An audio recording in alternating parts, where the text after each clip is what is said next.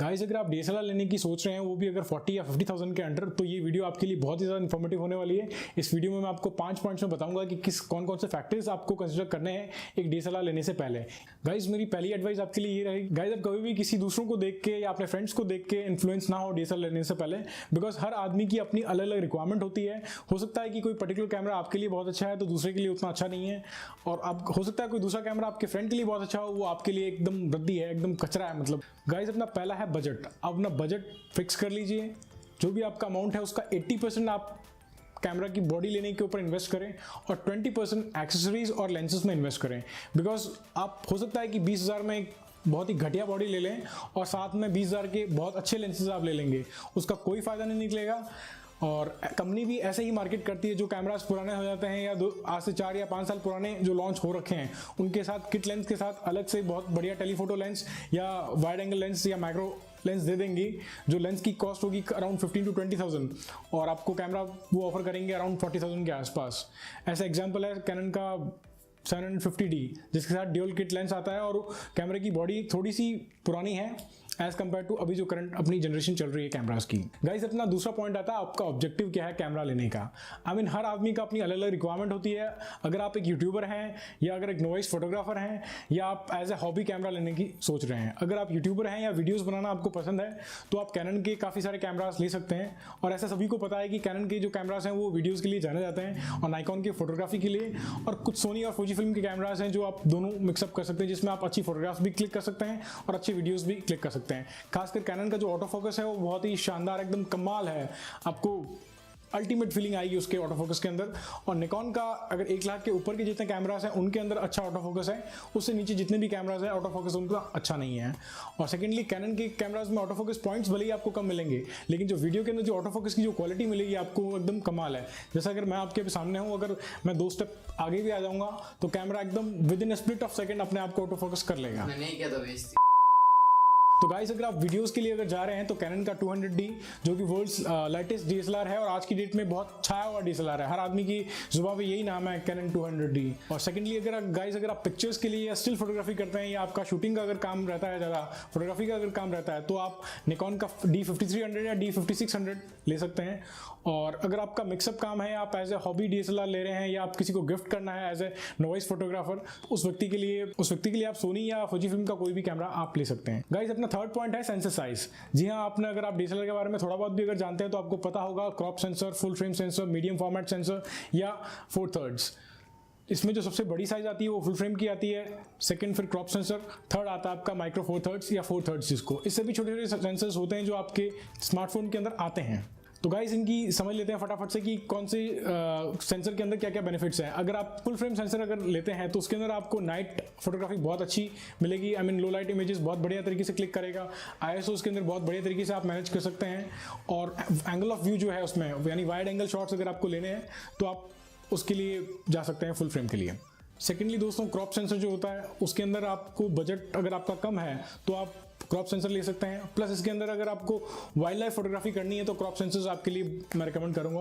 और secondly most important thing, अगर आप कोई भी लेंस लेते हैं, मान लीजिए 50mm लेंस आपने लिया, अगर आप उसको फुल फ्रेम में लगाएंगे तो उसकी वो 50mm लेंस की तरह परफॉर्म करेगा, लेकिन द मोमेंट आप अगर क्रॉप सेंसर के अंदर उसको लगाते हैं तो उसका जो फोकल लेंथ है 1.5 या 1.6 से मल्टीप्लाई हो जाएगी।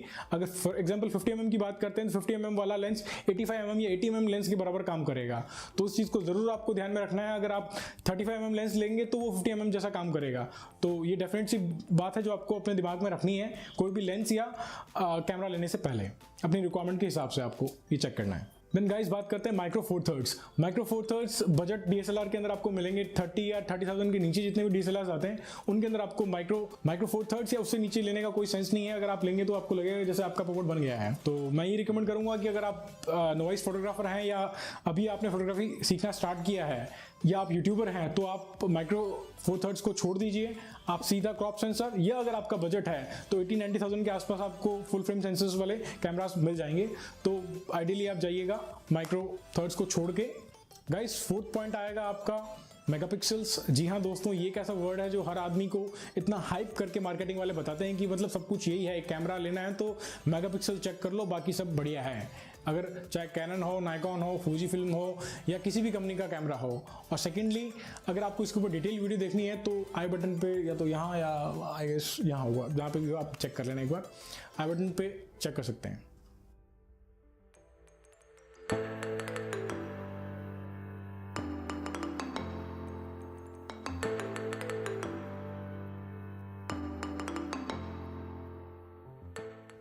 दोस्तों कंपनीज द्वारा ये मेगापिक्सल टर्म को लेके बहुत ही ज़्यादा हाइप क्रिएट किया गया है। लोगों को, जिन लोगों को कम पता है, जो लोग DSLR या कैमरास के बारे में नहीं जानते हैं, उनको बेवकूफ़ बनाया जाता है कि हमारा देखिए कैमरा साहब 24 मेगापिक्सल का है, ये 40 मेगापिक्सल या 50 मेगापिक्सल। आपको सीरियसली मैं कह रहा हूँ, बिल्कुल ज़रूरत नहीं है 40 मेगापिक्सल 30 मेगापिक्सल कैमरा लेने की। अगर आप एज ए हॉबी फोटोग्राफी कर रहे हैं, 12 मेगापिक्सल या 18 मेगापिक्सल का कैमरा मोर देन सफिशिएंट है। अगर आपको फोटोग्राफ अपने यूट्यूब, फेसबुक या ट्विटर पर ही डालनी है लाइक्स लेने के लिए, तो आप 18 या 20 मेगापिक्सल तक का कोई भी कैमरा ले लीजिए आंख मीच के, वो आपके लिए मोर देन सफिशिएंट है। जो 40 या 50 मेगापिक्सल के कैमरा है वो स्टिल फोटोग्राफी के लिए बने होते हैं, जिसको ट्राइपॉड पे रख के स्टूडियोज के अंदर फोटोग्राफी की जाती है बिना ट्राइपॉड के। अगर आप 50 मेगापिक्सल के कैमरा से अगर इमेज क्लिक करेंगे तो हो सकता है वो इमेज बहुत ब्लरी आए या बहुत हेजी आए, उसमें प्रॉपर पिक्सल्स आपको देखने को भी नहीं मिलेंगे अगर आप उसको हैंड हेल्ड अगर शूट करते हैं तो। बहुत ही प्रोफेशनल फोटोग्राफर जो होते हैं वो ही रख के शूट कर सकते हैं उस पर।